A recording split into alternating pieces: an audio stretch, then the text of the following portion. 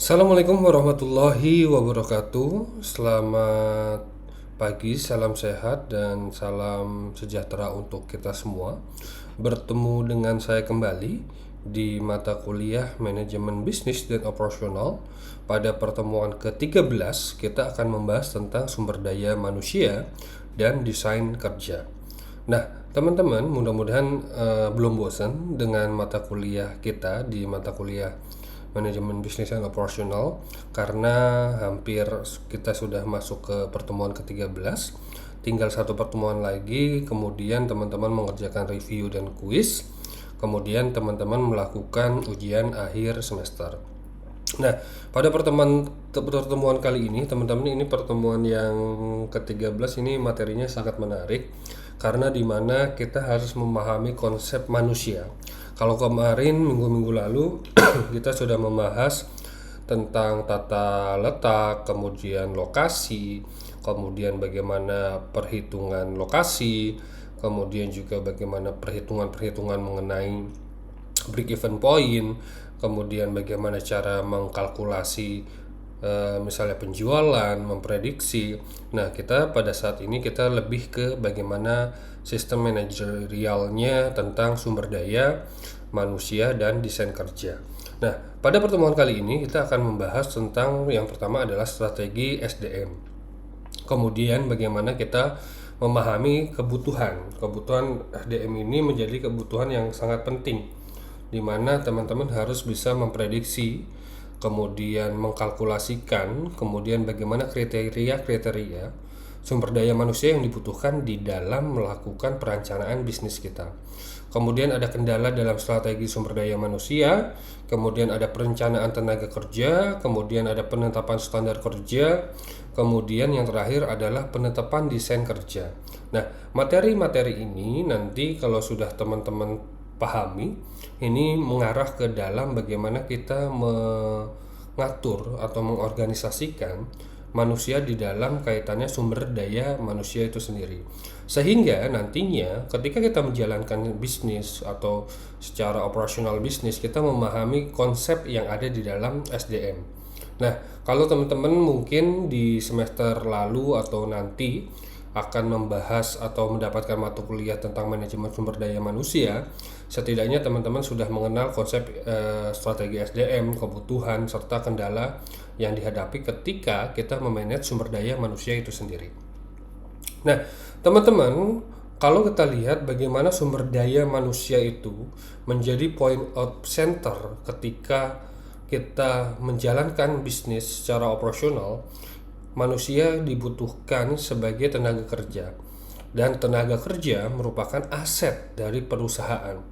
Nah, konsep ini menjadi salah satu konsep yang terpenting bagaimana cara kita sebagai manajerial atau stakeholder di dalam perusahaan itu memanusiakan manusia di dalamnya. Sehingga ketika kita memanusiakan manusia yang kaitannya di dalam manajerial dan bisnis yang teman-teman jalankan, itu bisa memberikan dampak yang baik. Ketika kita menganggap karyawan itu menjadi aset, mereka itu akan bekerja sepenuh tenaga dan bersemangat ketika kita memberikan benefit-benefit yang nanti dirasa dibutuhkan oleh karyawan. Nah, sumber daya manusia itu adalah sangat faktor yang penting di dalam perusahaan atau organisasi. Tidak akan berfungsi dengan baik ketika kita menjalankan sebuah bisnis, ternyata orang-orang di dalam organisasi atau di bisnis kita atau di perusahaan kita itu bukan orang-orang yang kompeten di bidangnya. Dan yang pasti, apakah kita hanya kompeten? Ternyata kita harus mencari orang yang motivasi tinggi, kemudian habitnya atau sikap dan perilakunya itu baik, kemudian juga nanti tidak hanya menuntut hak tapi tidak memenuhi kewajiban. Itu juga perlu kita pertimbangkan ketika kita memahami konsep sumber daya manusia itu sendiri. Kemudian yang berikutnya adalah keuntungan bersaing dari suatu perusahaan jika dapat dibangun melalui strategi sumber daya manusia. Mungkin teman-teman sudah pernah mendengar the right man in the right place. Jadi ketika kita menempatkan seseorang di posisi yang tepat dan di tempat yang tepat, otomatis itu akan menambah misalnya kinerja karyawan tersebut. Kemudian bagaimana nanti dari kinerja karyawan tersebut bisa memberikan dampak yang signifikan terhadap revenue stream dari perusahaan. Nah, di dalam sumber daya manusia itu nanti kita memahami ada yang namanya service of and design product, kemudian quality management, kemudian ada proses and capacity design, kemudian location, layout design, dan yang berikutnya kita akan membahas yang namanya human resource and job design. Nah, di sini mengapa sih SDM itu menjadi faktor yang penting, teman-teman? Nah, yang pertama, ketika kita melihat yang namanya bisnis itu sama dengan peperangan, ya, artinya peperangan dalam artian tanda kutip ya. Kalau peperangan adalah menguasai wilayah teritorial, berarti di dalam dunia bisnis itu kita harus menguasai wilayah pemasaran. Nah, wilayah pemasaran itu mungkin kita harus ada orang yang in charge di dalamnya. Misalnya itu ada sales, misalnya itu marketing, sales yang direct to client langsung, itu kita harus kuasai itu. Kemudian, sumber daya manusia merupakan masalah yang sangat kompleks. Kenapa? Karena ada faktor produksi, tapi sebagai makhluk sosial, manusia itu memiliki berbagai macam kebutuhan, dan setiap manusia memiliki kebutuhan yang berbeda. Nah, ini yang perlu kita perhatikan. Kemudian, yang namanya manusia atau sumber daya manusia itu tidak bisa dengan mudah dijadikan sebuah skrup. Kalau produksi berarti kan kita sudah paham sistematika produksinya. Tapi kalau yang namanya manusia, kita harus memahami bagaimana nanti manusia itu bukan kita sebut sebagai produk, tapi manusia adalah subjek, bukan berarti objek di dalam suatu organisasi. Itu yang perlu kita perhatikan. Nah, di dalam strategi SDM, kita harus memahami sumber daya manusia itu sendiri. Apakah manusia yang seperti apa, nantinya memberikan dampak yang seperti apa, kemudian harus kita memiliki strateginya misalnya nanti di dalam meng-hire orang yang bekerja di dalam perusahaan atau di organisasi kita menggunakan konsep PKWT, PKWTT, itu terserah teman-teman. Kemudian yang nanti dari sumber daya, kemudian dari strategi, kita harus mengelola tenaga kerja dan mendesain pekerjaan sehingga orang-orang diberdayakan secara efektif dan efisien. Nah, untuk mendesain pekerjaan kita harus memahami skop dari perusahaan atau lembaga yang sudah ada di perusahaan kita. Ya, apakah nanti perusahaan kita cukup dengan 5 orang atau cukup dengan 10 orang atau bahkan cukup dengan 1000 orang? Nah, itu kita perlu buat yang namanya desain pekerjaan sehingga nanti poinnya adalah kita bisa memberdayakan orang tersebut atau manusia tersebut di dalam kerangka kerja kita sehingga nanti dapat membuat kinerja atau proses di dalam operasional dari bisnis kita itu efektif dan efisien. Nah, kita harus melihat orang-orang yang diberdayakan secara efisien, kemudian orang-orang yang memiliki kualitas kerja, komitmen, dan kepercayaan satu sama lain. Nah, dua faktor ini yang perlu kita perhatikan ya ketika kita melihat yang namanya SDM itu sendiri. Apakah orang-orang yang bekerja di dalam perusahaan kita itu bisa membuat atau di dalam proses pekerjaan itu membuat secara efisien? Kemudian, apakah nanti orang-orang yang bekerja sama dengan kita memiliki kualitas kerja? Kualitas kerja itu biasanya apakah nanti dia kompeten? Ya, kualitas kerja itu apakah dia nanti kompeten? Kemudian komitmen, ya. Karena ketika kita membicarakan komitmen di dalam suatu hubungan sumber daya manusia, itu pasti kan nanti ada perjanjian kerja, entah ada benefitnya, upahnya seperti apa, kemudian memberikan hak dan kewajibannya atau tidak. Dan kemudian ketika kompetensi, kemudian komitmennya sudah ada, maka orang itu akan trust. Ada yang namanya trust. Nah, trust ini perlu kita buat. Ketika kita berhubung dengan orang banyak, trust itu kita harus buat.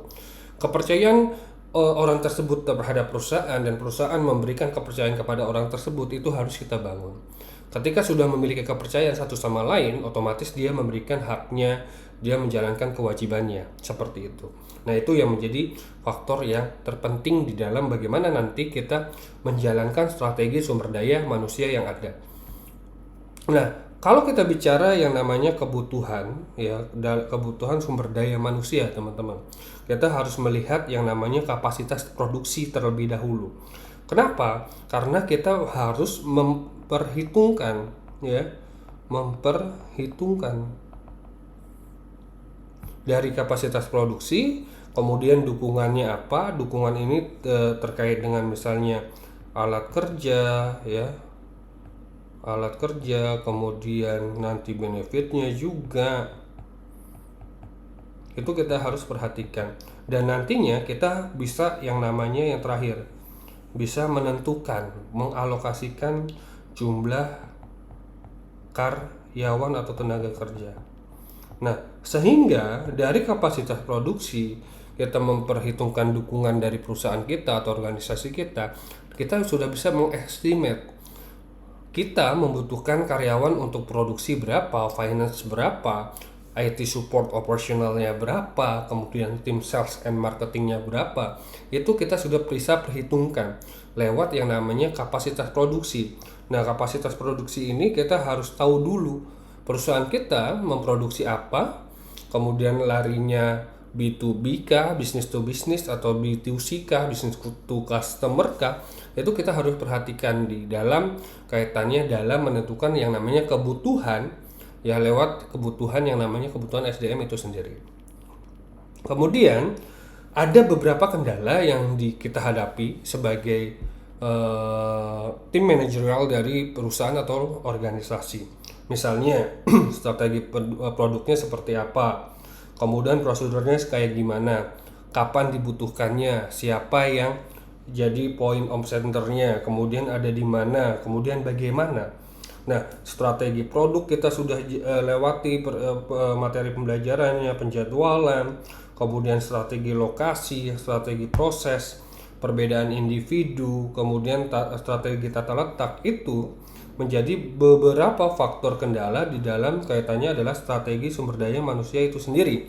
Sehingga ketika kita sudah memahami apa yang kita buat, prosedurnya seperti apa, kemudian perbedaan antara individu satu dengan individu lain di dalam perusahaan kita seperti apa, kapan kita melakukan produksi, kapan kita melakukan pemasaran, kapan kita melakukan penjualan, lokasi bisnis kita seperti apa, kemudian iklim environment-nya seperti apa, kemudian bagaimana kita menentukan strategi tata letaknya, itu menjadi salah satu challenge di dalam ketika kita melihat sumber daya manusia yang kaitannya di dalam strategi sumber daya manusia itu sendiri.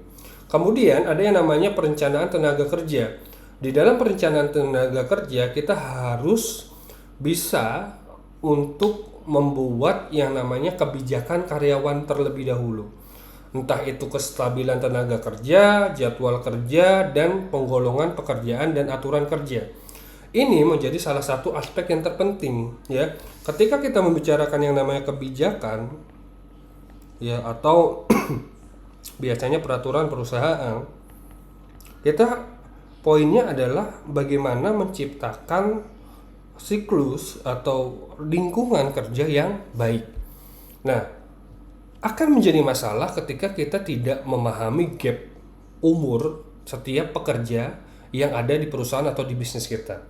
Mungkin gap di era tahun 90-an, kemudian di era 80-an, kemudian di era tahun 2000, ya. Kalau sampai dengan saat ini generasi Gen Z misalnya, itu pasti memiliki pola kerja dan ritme kerja yang berbeda. Dan itu menjadi masalah yang penting ketika nantinya kita menerapkan perencanaan tenaga kerja untuk menetapkan kebijakan untuk karyawan itu sendiri. Nah, kestabilan tenaga kerja ini adalah bagaimana mengikuti pemintaan dengan tepat. Artinya kita bisa dan harus menempatkan orang sesuai dengan skillnya, kompetensinya terhadap pekerjaan deskripsi apa. Kemudian menjaga jumlah karyawan. Menjaga jumlah karyawan itu menjadi salah satu faktor yang terpenting. Mungkin teman-teman sudah pernah mendengar ada perusahaan yang turnover-nya itu tinggi. Nah, turnovernya itu tinggi, artinya karyawan yang keluar masuk tinggi dan banyak, itu juga harus menjaga yang namanya kestabilan tenaga kerja. Sehingga nantinya ketika tidak ada turnover yang begitu tinggi, perusahaan itu melakukan produksinya dan proses operasionalnya itu tetap, artinya tidak ada perubahan-perubahan dibandingkan dengan perusahaan yang ketika setiap bulannya ada karyawan yang keluar, kemudian ada karyawan yang masuk, itu akan menjadi pola yang sangat buruk. Kenapa? Kita harus mengulang lagi, mengajarkan lagi, onboarding lagi, kemudian memperkenalkan kembali. Tapi ketika sudah kestabilan tenaga kerja terbentuk, otomatis kita menjalankan flow yang sudah ada itu akan sangat mudah. Kemudian jadwal kerja, biasanya yang umumnya di negara kita itu adalah bagaimana menerapkan 8 jam kerja dalam satu hari plus 1 jam istirahat serta 5 hari dalam 1 minggu. Ini adalah aturan yang biasanya kita pahami. Kemudian di dalam konsep penjadwalan kerja, mungkin teman-teman sudah pernah mengenal yang namanya flexible time ya. Artinya perusahaan itu mengakomodasi waktu kerja orang tersebut yang sesuai dengan 8 jam, tapi untuk masuknya ditentukan oleh karyawan sendiri, tapi ada batasan-batasannya. Kemudian penggolongan pekerjaan dan aturan kerja, ini penggolongannya mungkin dari bagaimana kita membuat yang namanya career path dari perusahaan kita atau bisnis dan organisasi kita. Semakin besar fleksibilitas perusahaan dalam memperkerjakan, nanti akan memberikan dampak yang bagus di dalam kebijakan karyawan itu sendiri. Biasanya ada faktor-faktor yang mungkin di dalam kita melakukan proses rekrutmen itu menjadi faktor terpenting.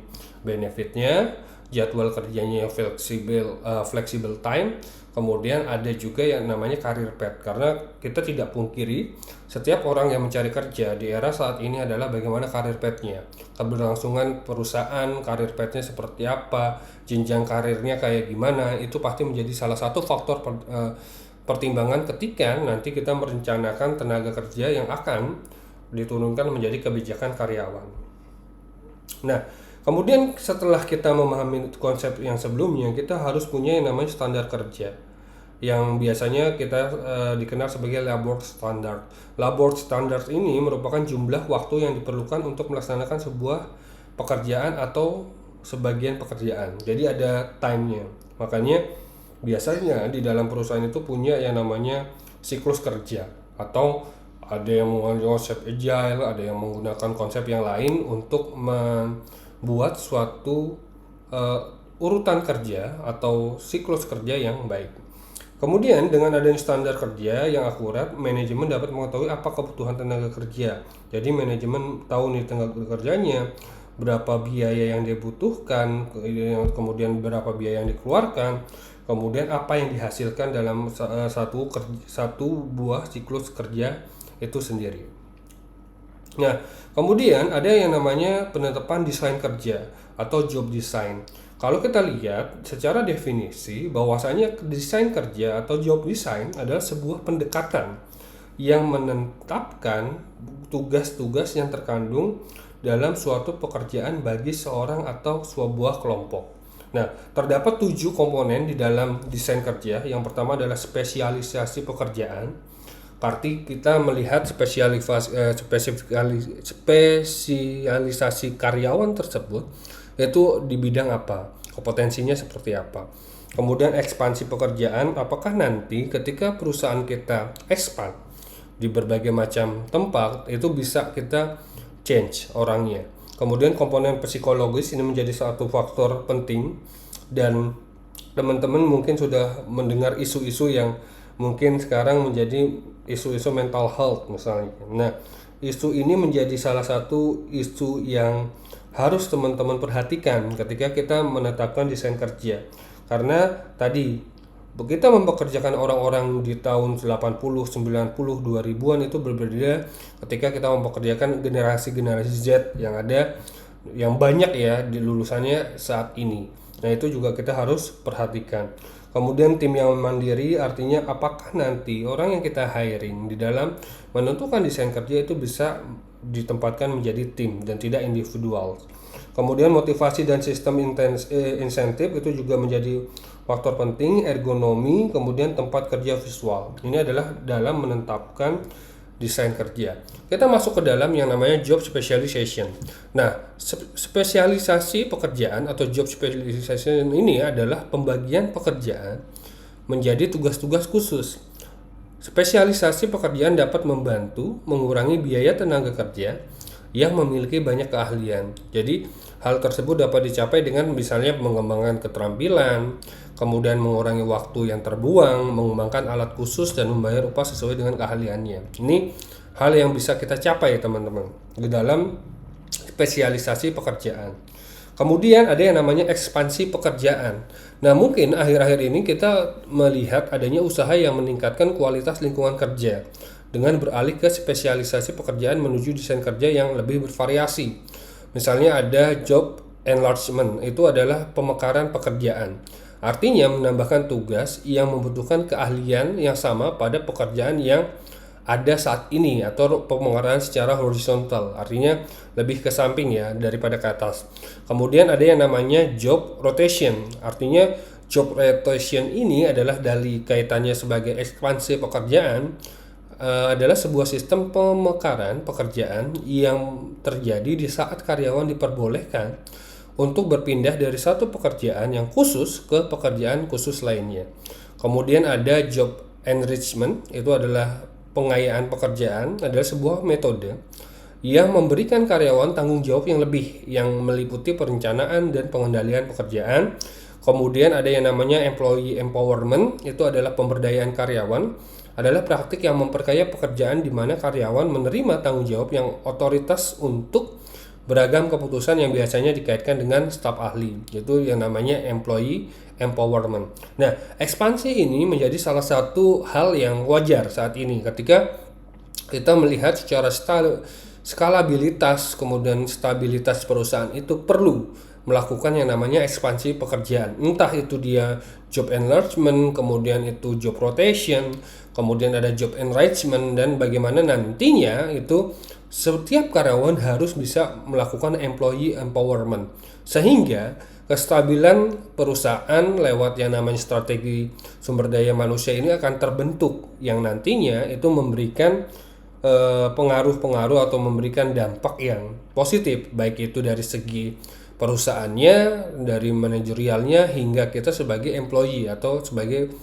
karyawan atau pekerja di dalam perusahaan atau lembaga tersebut. Kemudian ada faktor yang penting, ini adalah komponen psikologi. Komponen psikologi ini di dalam sumber daya manusia adalah bagaimana nantinya orang itu bisa mempertimbangkan secara efektivitas kinerja kita. Ya, dalam pekerjaan yang harusnya mencakup karakteristik misalnya keragaman keahlian, identitas pekerjaan, arti pekerjaan, otonomi, dan umpan balik. Nah, psikologi ini menjadi salah satu pertimbangan di dalam kita nanti menjalankan sebuah job design atau desain kerja, ya, di dalam entah itu orangnya yang seperti apa, secara psikologi seperti apa, itu kita juga harus pertimbangkan. Apakah si A itu bisa bekerja dengan satu tim ataukah dia cenderung ke individualis, itu juga kita harus pertimbangkan di dalam komponen psikologi di dalam kaitannya adalah desain kerja.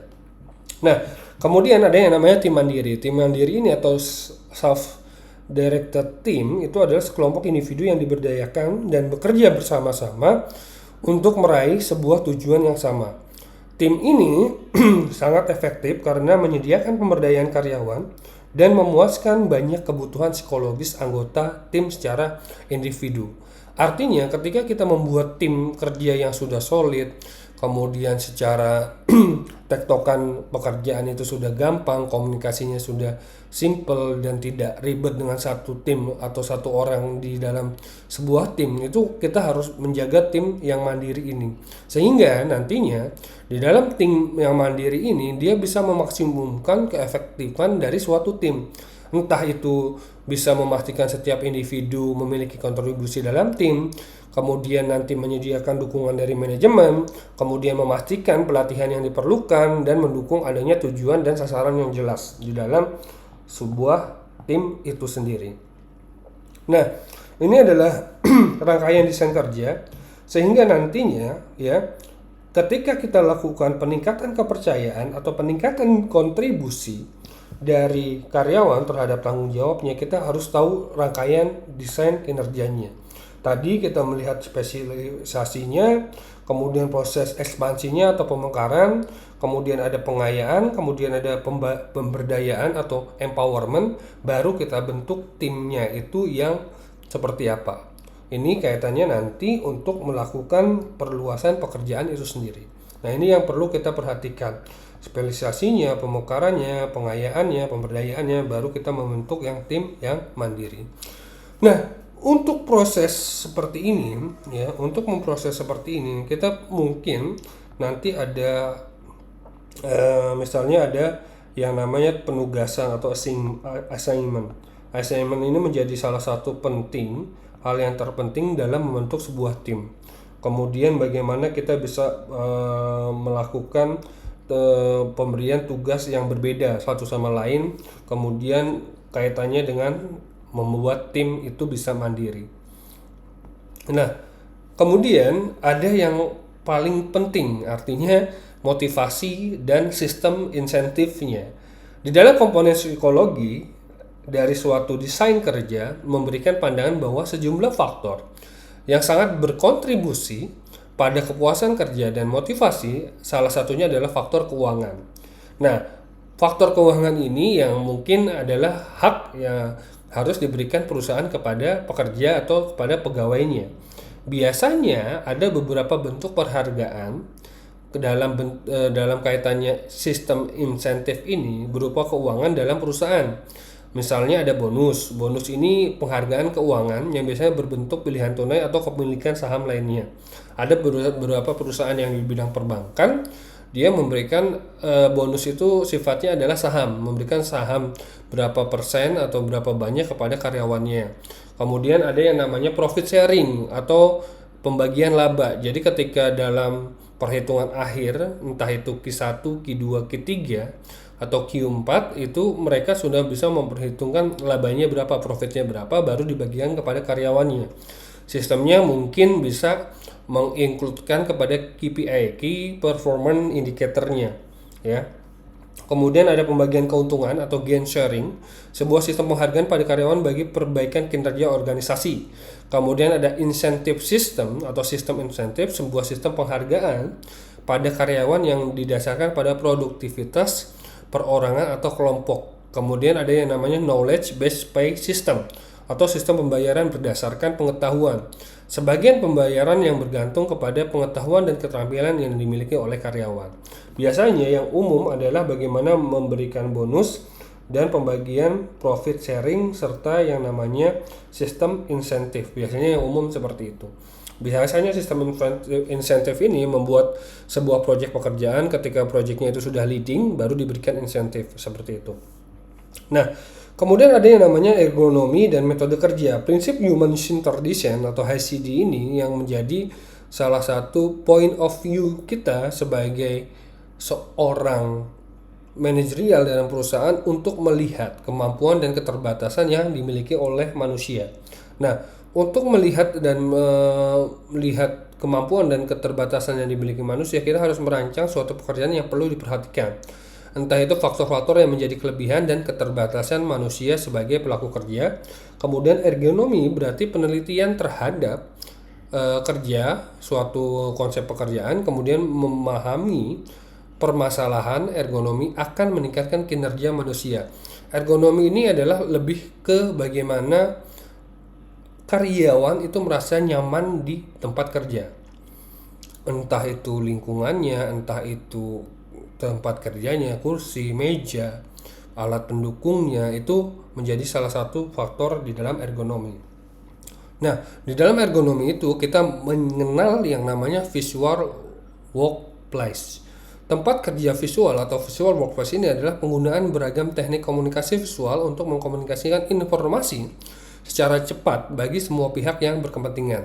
Sistem visual ini dapat mencakup diagram, kemudian proses statistik, rincian kualitas, kemudian ada kecelakaan,